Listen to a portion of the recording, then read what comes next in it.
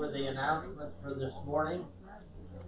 Sunday school following worship service, and we invite you to stay for that. Wednesday at 7 is choir practice. Thursday is the Maundy Thursday service at the Reality Church at 7 p.m. So it'll be a combined service over there. Friday is Good Friday. The Ministerium Good Friday service is at 6 at Hussey Mountain Auditorium. The Easter egg hunt at Fellowship Grove here is at 2 p.m. Next Sunday, sunrise service and breakfast at the Reality Church of God at 6:30, and the Easter worship service here is at 9. If you're going over to Robertsdale to have breakfast, please sign up on the slip so they make sure they have enough food. And then already, it's Monday, April 1st is council meeting. Time is really flying. The rest of the announcements there, please read on your own. And are there any announcements that's not in the bulletin? Yes, the ladies Bible study group will still meet on Wednesday. 5 o'clock, we're going to work on stuffing eggs for the Easter egg hunt. We did not finish that last week, so we welcome any help. And of course, then our Bible study at 6, and that's also open. Okay, so the women's Bible study group will meet at 5 to work on finishing up the eggs, and then regular Bible study at 6. Any others? If not, then let's prepare our hearts for worship with the playing of praises.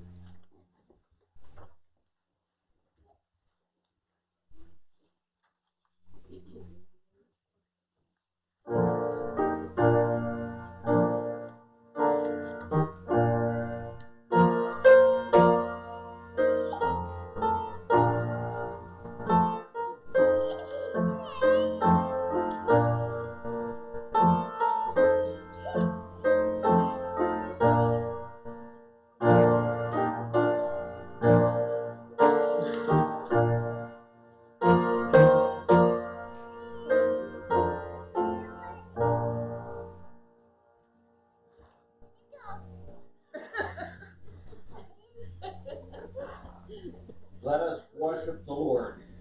For the call to worship, I'm going to use the first couple verses of Psalm 100.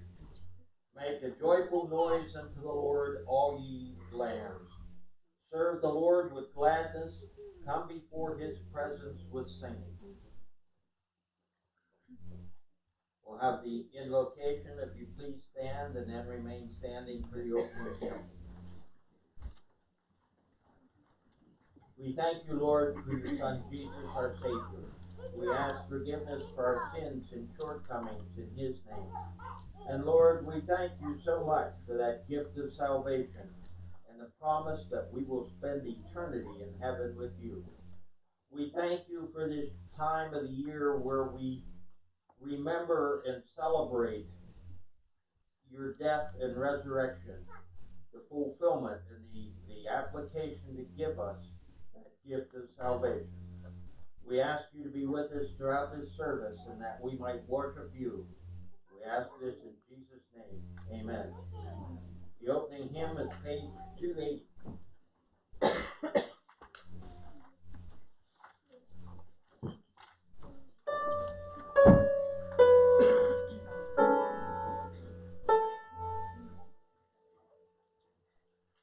I'm sorry.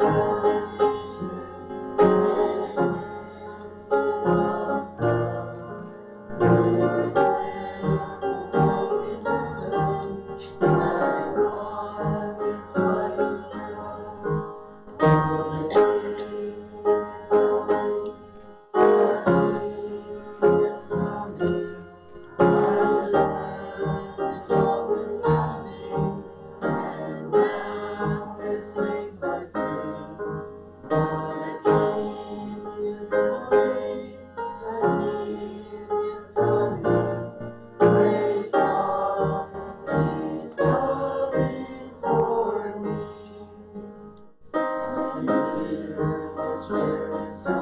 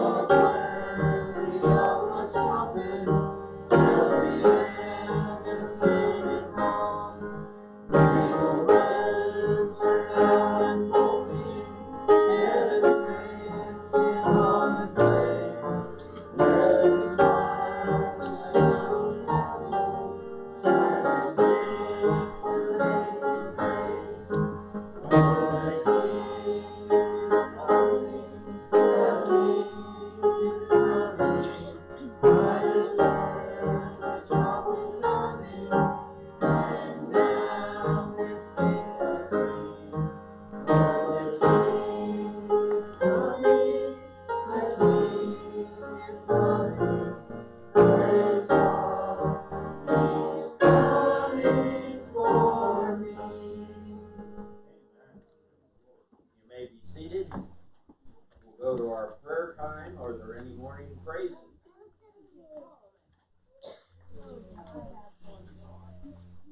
I had two biopsies, one I had two on my face and one on my back, and they both came back benign. Amen. And I thank God every day for neighbors like Barb. She's just awesome. She made sure we had warm cooked meals when I couldn't be. I still can't get over what I have now. I don't know what it is. I just can't speak of it. I would like to praise God for my first cousin. She's really small, young. She's cute, and I just want to praise God for her because she's nice and tiny. Thank you. Anyone else? I thank God for these little kids that know where their help comes from. It's crazy. Amen. It's even good to hear the ones Amen. who are here.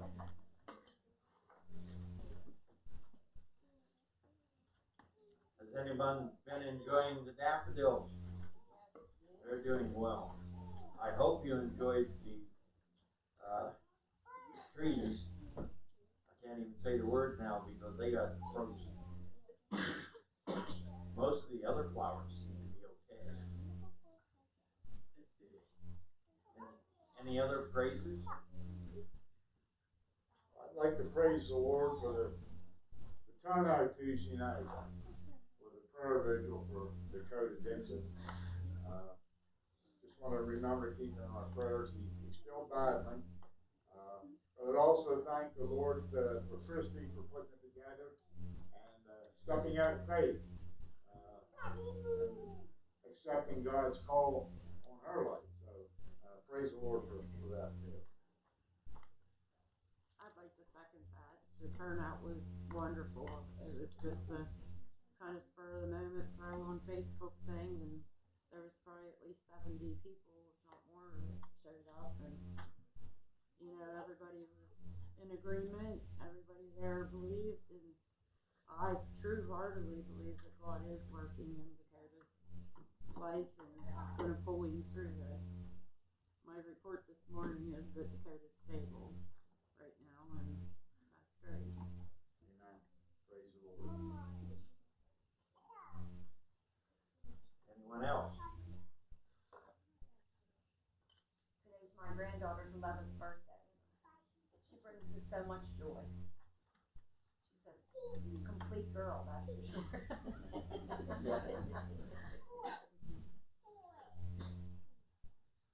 I praise the Lord for this season of time, when people become more aware of, they can hear Jesus at Christmas time and this baby, and they don't put it together that this grown man that laid down his life for us, and so this is a time to speak of salvation. Just it's a whole different level than Jesus being born, but what Jesus was born to do for you and me,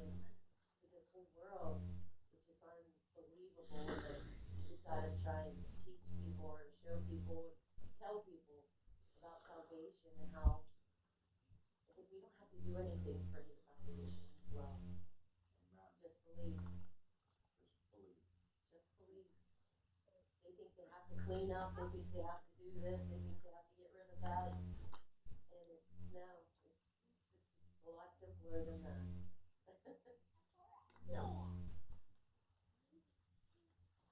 Anyone else? If not, we'll go over the prayer list.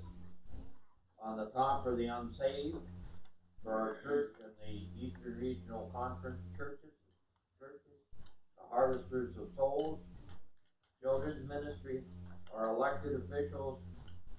Pray for them every day.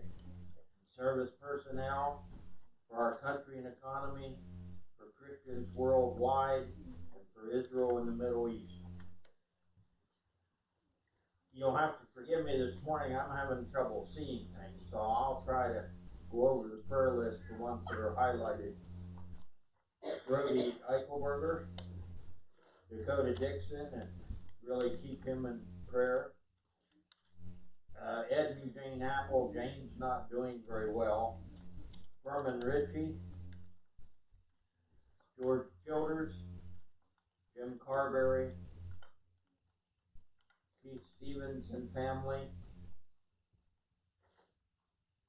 Pastor Jeff and Cindy, Pete Kaminsky, Ralph Hickett, those traveling, Vicki Moores.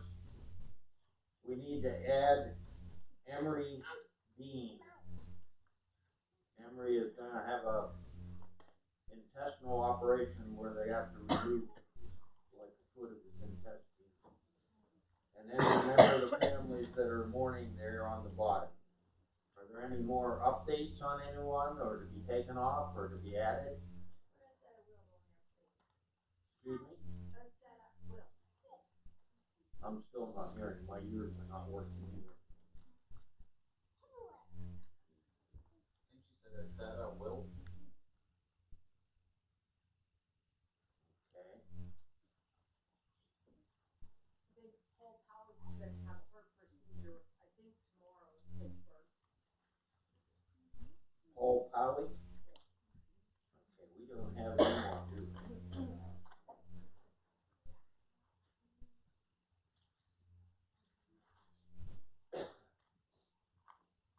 Anyone else? You could put Linda Zellos. She's having a heart catheterization Thursday. Linda Zeller.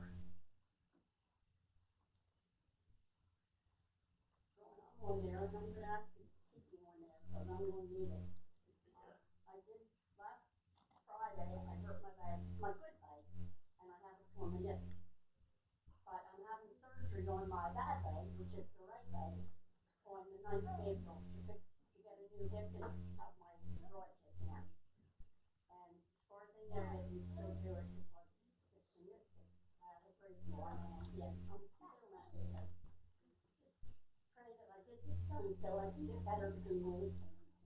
Yeah. It's terrible when one leg's hurt and then you hurt the other leg. It's really hard to get around. I understand that. Can you add to the families in the morning, Patricia Winfield Corbin has been the longest mom, longest mom.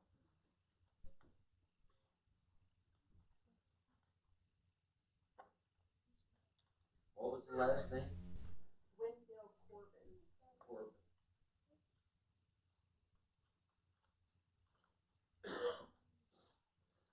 You take Nellie Lynn off. Take Nellie Lynn off. Okay.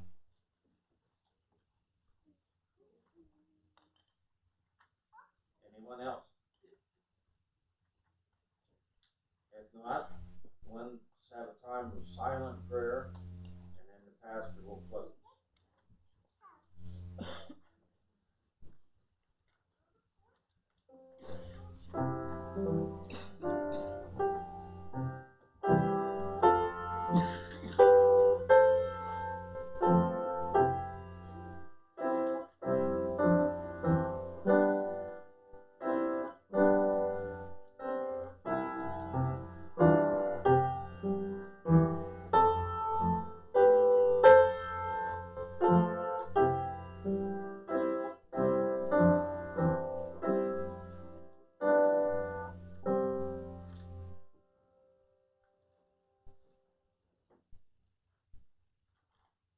Let's pray together. Father God, as we come into your holy presence, we just thank you. We praise you. Especially on this Palm Sunday, Lord, as we remember back to the first Palm Sunday. Our Lord Jesus rode into Jerusalem to the cheers and praises of many.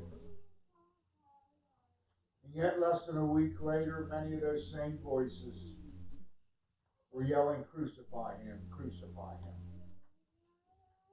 Lord, we thank you. We thank you that Jesus was willing to go to the cross. We thank you, Lord, as your word says, for that obedience.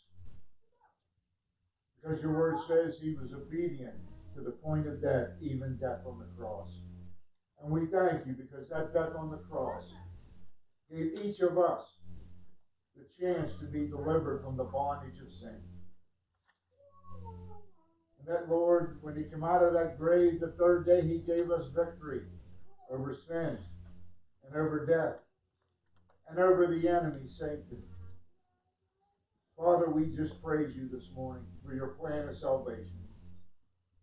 We praise you, Lord, for the love that you had for each one of us, that you sent your only begotten Son. And we thank you, Lord, for the love that Jesus had for each one of us to endure such punishment for each one of us. But Lord, we know that through his sacrifice, our sin debt was paid. And Father, we just thank you for that today. And Lord, we know that the Old Testament scriptures say he healed our infirmities. He took all of our sickness, all of our sin, everything, Lord, that we did wrong to separate us from you. He took it so that we all could be delivered. And we praise your name for that. And Lord, we know in this life, Lord, that we're not promised an easy road. It's not, as I've often been told in the past, he didn't promise us a rose garden continually. That, Lord, that sometimes we got to face trial and tribulation. Sometimes, Father, we're going to be in the mountaintop, and other times we're going to be in the valley. But Father, you promised that you will never leave us, you'll never forsake us. And that, Father, you will give us the strength to endure whatever comes against us. And so, Lord, we want to lift up some of those who are going through a difficult time. We lift up Emery Dean this morning, Asetta Wilt, Paul Powick, and Lindsay Zeller. We lift up our dear sister Vicky this morning, and Lord, the trials and tribulations that she has been facing. And Lord, we would like to lift up little Dakota Dixon this morning. Father, we praise your name. Because after we met and prayed this past week, the doctors come out and said that he should have been dead. But Father, you have other plans. And we know, Lord, that through Dakota, you will be glorified. Because all your children are giving you the credit and the praise this morning. And Lord, we want to lift up Patty Winfield family and Lord, we just pray that you'd be a blessing to them, that your Holy Spirit would bring peace, understanding, and into those family members that have lost her. But Lord, it's only a temporary loss.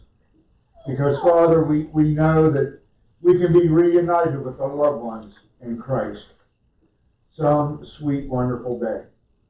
And as the song we sang to open up our service, we know the King is coming for each one of us who believe in him.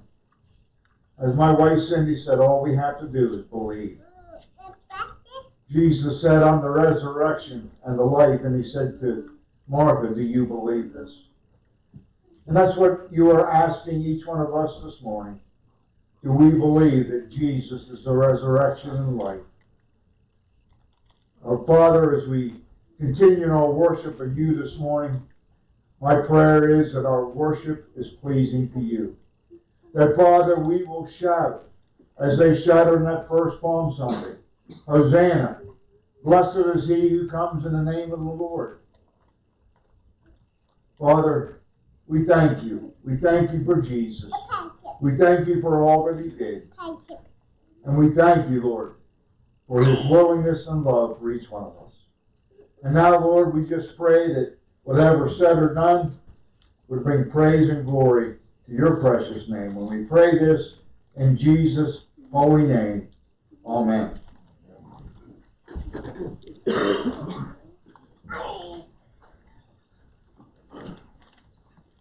Now we'll take up the tithes and offerings. However, I didn't organize any ushers, so I have 2 volunteers.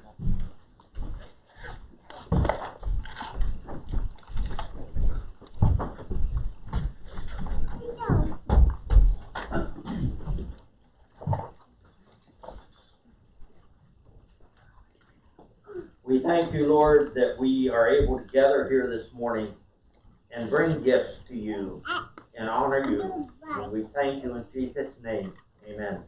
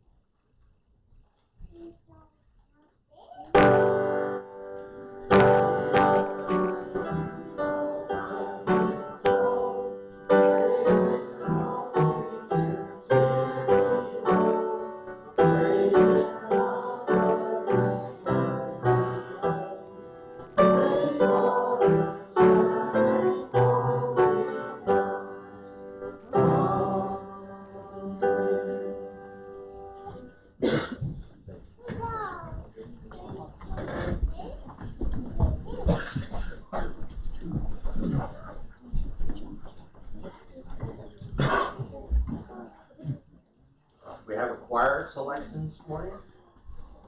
We hope we have a choir selection. We hope we have a choir selection.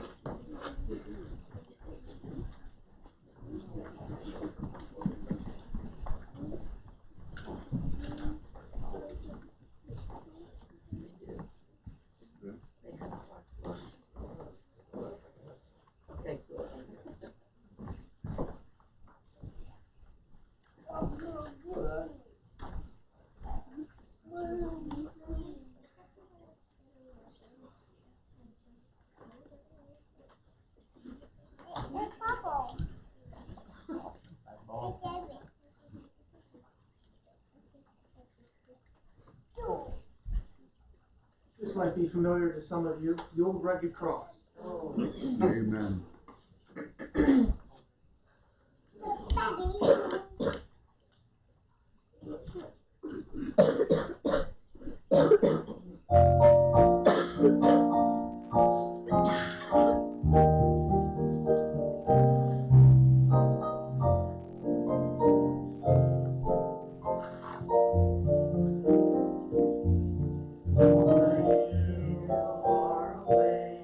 Stood an old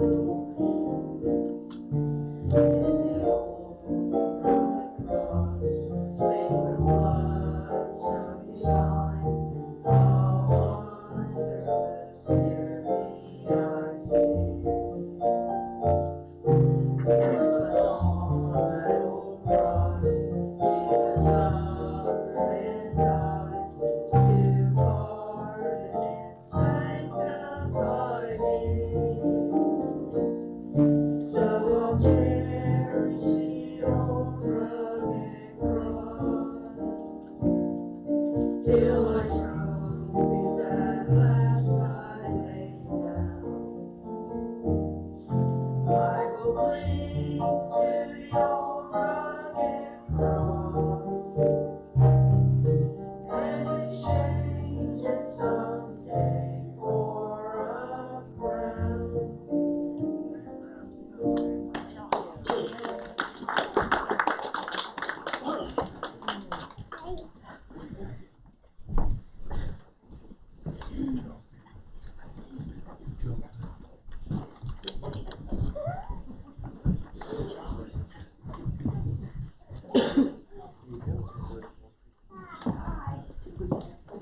Thank you, choir. That was my all-time favorite hymn. So praise the Lord for that. If you have your Bibles with you today, I'd ask you to turn to the Gospel of Luke. And we're going to read verses 28 to 44 since this is Palm Sunday. Give you a few minutes to get. I just want to say it's good to be back with you again this week. No hospital stays this week, so that's a good deal. So praise the Lord for that. So beginning of verse 28 of Luke 19. And after he had said these things, he was going on ahead, ascending to Jerusalem. And it came about when he approached Bethpage and Bethany, near the mount that is called Olivet, he sent two of the disciples, saying, Go into the village opposite you, and as you enter, you will find a colt tied, on which no one yet has ever sat. Untie it and bring it here. And if anyone asks you, Why are you untying it? Thus shall you speak. The Lord has need of it. And those who were sent went away and found it just as he had told them. And as they were untying the colt, its owner said to them, Why are you untying the colt? And they said, The Lord has need of it. And they brought it to Jesus, and they threw their garments on the colt and put Jesus on it. And as he was going, they were spreading their garments in the road. And as he was approaching near the descent of Mount of Olives, a whole multitude of disciples began to praise God joyfully with a loud voice for all the miracles which they had seen, saying, Blessed is the King who comes in the name of the Lord, peace in heaven and glory in the highest. And some of the Pharisees and the multitude said to him, Teacher, rebuke your disciples. And he answered and said, I tell you, if these become silent, the stones will cry out. And when he approached, he saw the city, and he wept over it, saying, If you had known in this day, even you, the things which make for peace, but now they have been hidden from your eyes. For the day shall come upon you, when your enemies will throw up a bank before you, and surround you, and hem you in on every side, and will level you to the ground, and your children within you, and they will not leave in you one stone upon another, because you did not recognize the time of your visitation. And may the Lord have his blessing on the reading of his word. Let's go to the Lord in prayer. Father God, as we come to you today, we pray, Lord, that your Holy Spirit will open our minds, open our hearts to receive what you have today. Father, I just pray that you move me to the side and that your Spirit lead, guide, and direct and prepare each one of our hearts. And we pray this in Jesus' name. Amen. You know, we often look at Palm Sunday as the triumphant entry.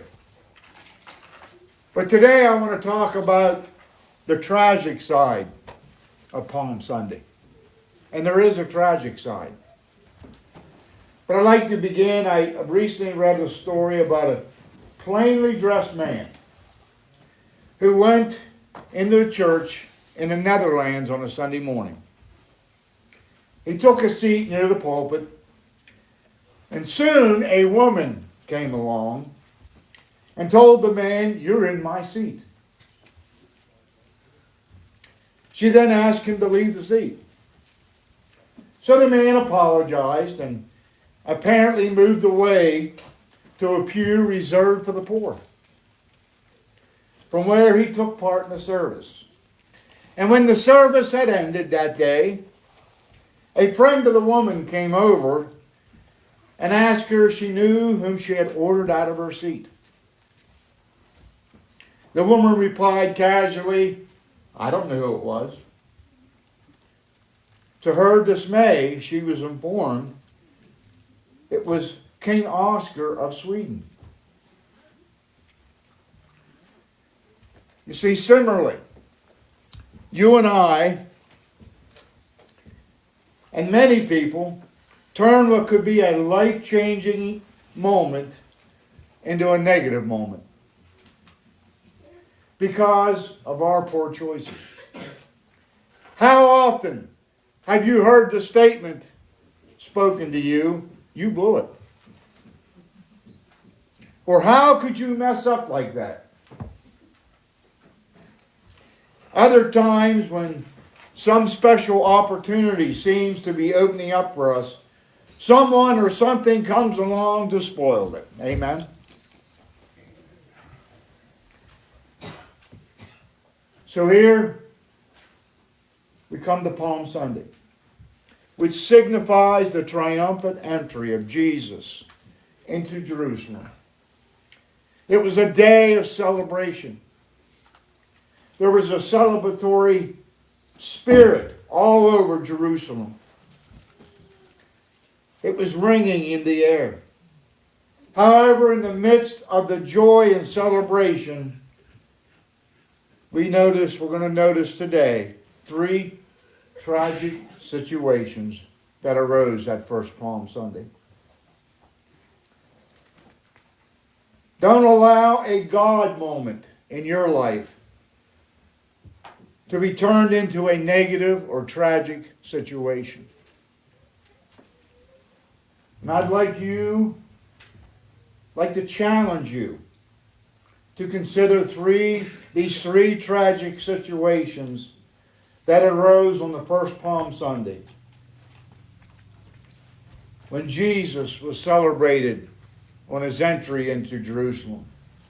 Number 1, it was tragic that there were some people unwilling to praise Jesus that day.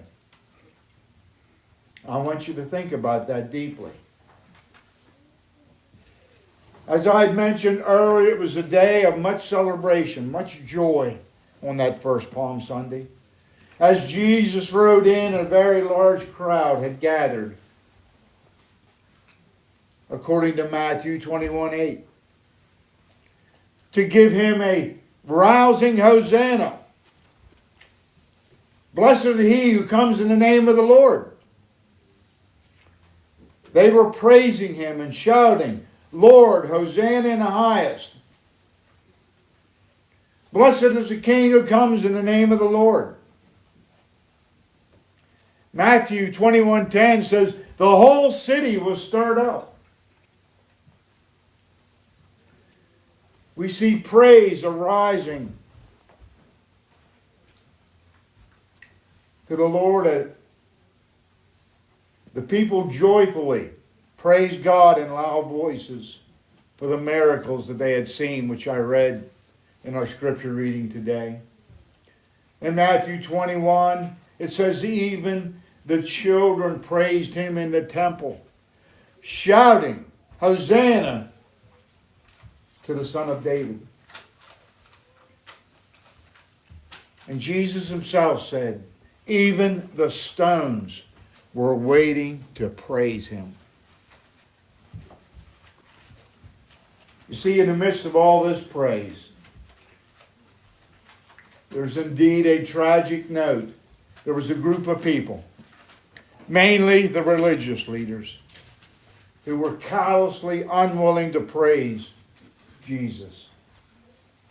Not only were they unwilling to praise Jesus that day, according to Matthew 21:15 and 16, they tried to stop the children from praising him. Now talk about spiritually dead. Amen? So right now, maybe you're here today. Maybe you have a challenge in your life. Maybe you have a struggle that you're going through. Maybe you're unwilling this morning to praise the Lord on this Palm Sunday. And maybe you anticipate looking around at others. Maybe others in our service today who may be praising God. And you may be wondering to yourself, why can't I join in?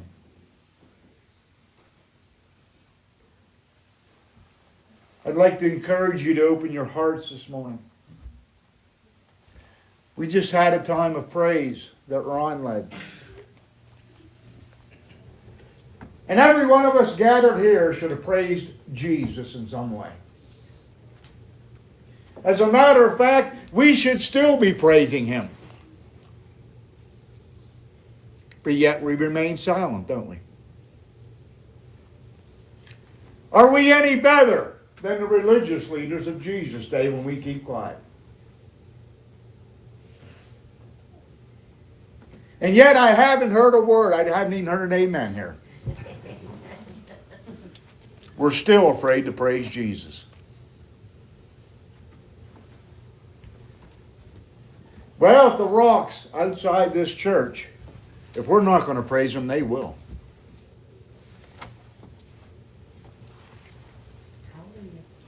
Amen. Amen.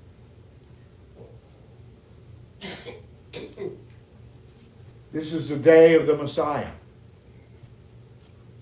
The Bible speaks about receiving a garment of praise instead of a spirit of despair. That's found in Isaiah 61:3. So why don't we raise our voices right now saying Hosanna? Hosanna. Amen. Amen. Okay, let's praise God right now. Hosanna in the highest. Hosanna in the highest. Blessed be the man who comes in the name of the Lord. Blessed be the man who comes in the name of the Lord. Amen. Amen. You know, I read another story this week that really touched my heart. It's a story about a pastor who was so discouraged in his ministry that he decided to quit. He felt that it was the only right thing that he go to church where he had ministered for years one last time. And he went to give thanks to God for all that God had done for and through this pastor. And as he knelt down at the altar and he gave thanks to God, all of a sudden he began to count his blessings through the years that he had ministered there. His heart and his voice were lifting up, giving thanks, praising God. So much that after a while he was so full of praise that he began to wonder, why did I ever consider quitting? He didn't quit. Praise God. And that's the power of praise.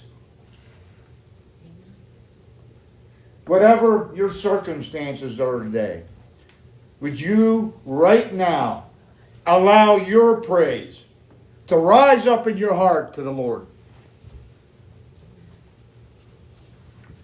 Number two, it was tragic that the temple had to be cleansed.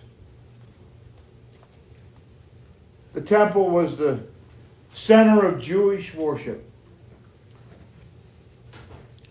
And I know from all the descriptions in Scripture, the temple was majestic in appearance. It was beautiful. It should have been the most precious place for God's people. However, as Jesus walked in and he looked around, according to Mark 11:11, what his keen eyes observed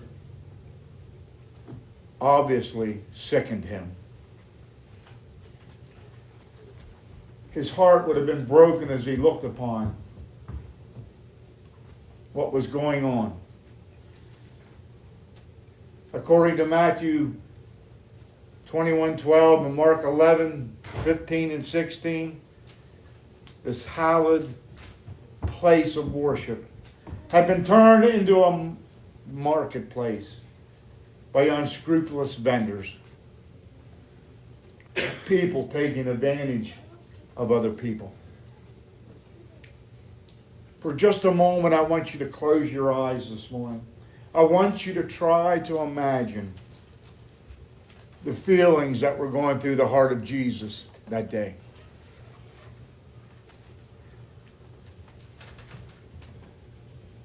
He knew that he would have to resort to drastic measures to clean up what he called his house of prayer. In fact, if we take Mark 11:11, literally, Jesus did not cleanse the temple on Palm Sunday.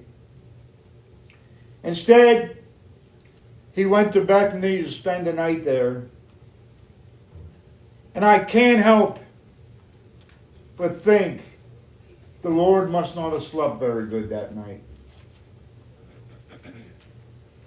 He did go into the temple the following day, though, and he cleaned it inside out. And he compared it to a den of robbers.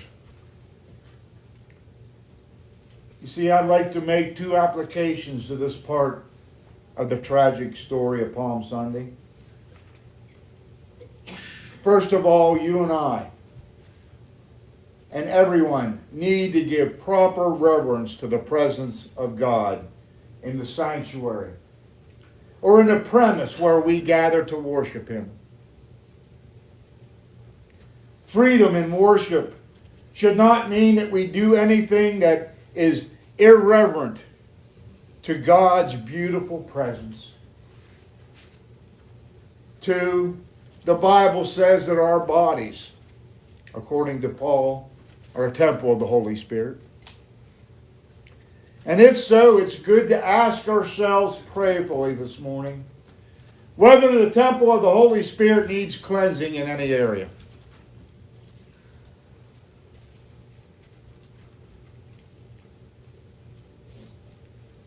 In fact, this may be a good moment to allow the Holy Spirit to search our hearts and reveal anything that needs cleansed. Amen? Amen. I know many times when I go before the Lord in prayer, my daily devotions, His Spirit always reveals some area of my life that needs cleaning up. Well, we can use cleansing soaps and creams for our skins. Well, we can detoxify and cleanse our inner body systems with certain things. It's only the blood of Jesus that can cleanse our sins. Amen? Amen. If we confess our sins, the Bible says He is faithful and just to forgive us our sins and cleanse us from all unrighteousness. Amen. Number 3, and I think this was a big one for me when I was preparing this message, it was tragic that people didn't recognize God's time or God's visit. You see, biblical prophecy was being fulfilled right before their very eyes. We can make reference to many prophecies. Isaiah 62:11, which says, "Say to the daughter of Zion, see, your Savior comes." And the prophet Zechariah in 9:9, which says, "See, your king comes to you, righteous and having salvation, gentle and riding on a donkey, on a colt, the foal of a donkey. And we read today where Jesus rode in on a colt, one that had never been ridden before. And Psalms 118:26 was quoted by the crowd of disciples as shown in Luke 19:38. Many things about Jesus' entry into Jerusalem clearly pointed to him to being the Messiah, the King. He rode in on a donkey, which symbolized royalty. And we can reference 1 Kings 1:33. Their cloaks were spread out on the ground, which means of paying homage to royalty. That's found in 2 Kings. Palm branches were waved and then spread on the road. And this refers to the verse in Revelation 7:9, where it says, where a great multitude is seen holding palm branches before the Lamb of God.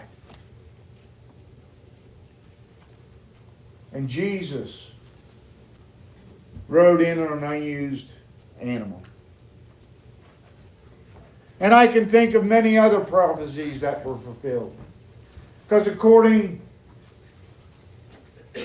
to Jewish law, to be considered the Messiah, you had to do 4 things. You had to heal someone from leprosy, which we know he did. You had to heal a blind man, which he did. And you had to cast a demon out of a deaf mute, which he did. And yet, the biggest one that all the religious leaders missed was you had to raise someone from the dead who'd been dead 4 days. Which Jesus did when he raised his friend Lazarus from the dead. And so we see all these things pointing to Jesus. And sadly, with all these signs around them, the people didn't seem to get it. Because many of the same people who praised him that day, less than a week later, were yelling, "Crucify him, crucify him."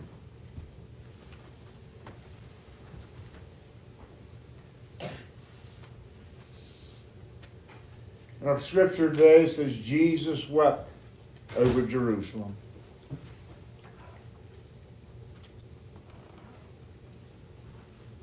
Because he referred to the prophets again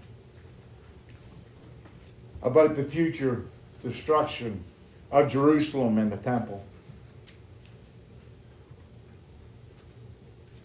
If you, even you, had only known of this day, what would bring you peace?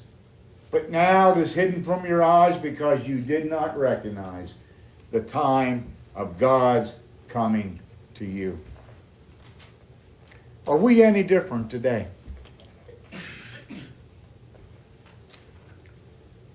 I wonder how many people don't see it today.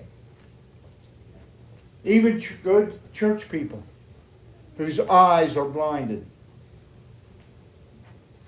All the signs around us are indicating the return of Jesus Christ to rapture the church.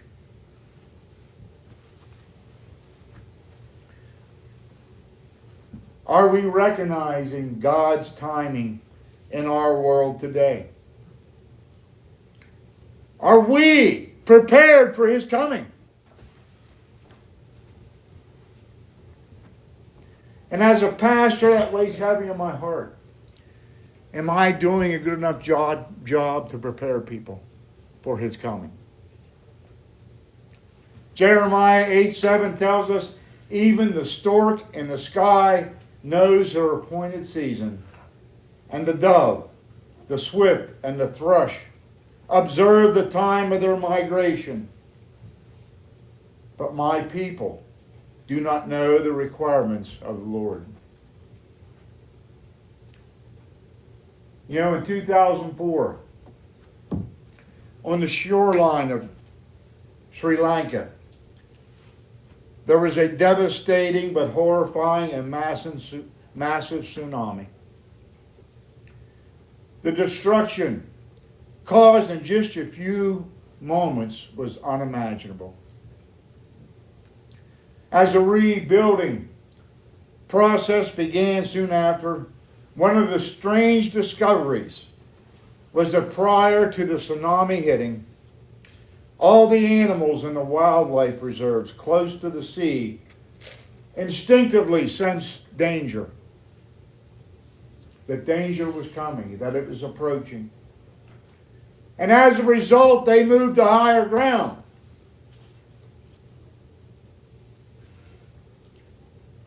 And they moved further inland, to escape the effects of the killer waves that were coming their way. After the tsunami, the people, too, are now wiser as why they should do what they should do if a similar disaster threatens to strike again. Unfortunately, when it involves the coming of the Lord and God's timing in the affairs of our world today, most people seem to find it difficult to understand or believe what's happening. Isn't it time to look up? As the Bible says, our redemption draws near. I read a quote that says, we should be looking for the upper taker more than the undertaker. Amen? So this Palm Sunday, 2024, let's learn from what happened on that first Palm Sunday to ensure that you and I will give praise to our Messiah always. Amen. The two, we will allow our temples to be cleansed. That we'll listen to the Holy Spirit when He's convicting us. Amen. And three, that we will know and understand God's timing for us today. Amen? Amen. Amen.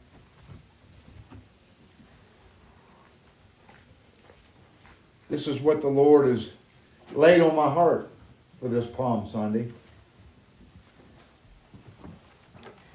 And I know you're probably thinking, how did you come up with the tragedy of Palm Sunday? I don't know. The Lord leads me in funny directions sometimes. Amen.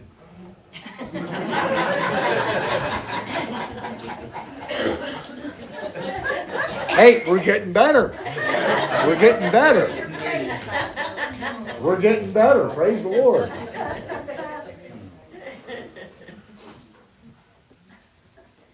Well, I pray that God blesses you all. And I pray that you heed what the Lord has laid on my heart for this Palm Sunday. Just remember those last three things I said. Give praise to the Lord. Allow our temples to be cleansed. And look up, because our redemption draweth nigh. Amen? Amen. Amen. Let's pray. Father God, again, we just thank you, Lord. We thank you for your word. And we thank you, Lord, for how you show us different things in your word and how they affect us. Father, I'm just praying now that each and every one has received your word today. And that, Lord, your word won't return to you until it's done what you sent it to do. Again, we thank you. We praise you for who you are. And Lord, I pray that we live lives that are pleasing to you and glorify you and lift up the name of Jesus above all other names. And I pray this in Jesus' name, and all God's people said, Amen. Amen. Amen. Let's close by turning our hymnals 174. 174. Let us stand as we sing and give praise to God.